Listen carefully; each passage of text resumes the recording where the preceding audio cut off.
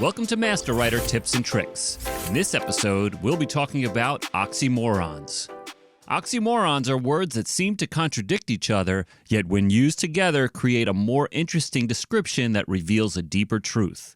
A cold day in hell, bittersweet, constructive criticism, and alone in a crowd are a few examples. John Legend used oxymorons to great effect in his song All of Me. All your perfect imperfections. You're my end and my beginning.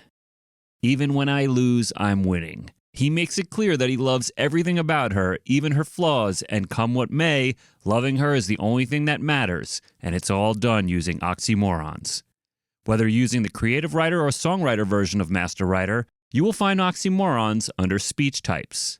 Here you'll find pages of oxymorons in alphabetical order. Remember, you can use the left and right arrows on your keyboard to scroll through the dictionary results. When you find ones you like, double-click to add to your collected. You can also filter by syllable, which is very useful when using them in songs and poetry. If you'd like to learn more MasterWriter tips and tricks, please subscribe and click the bell to get notified of when we post new videos. Thanks for watching.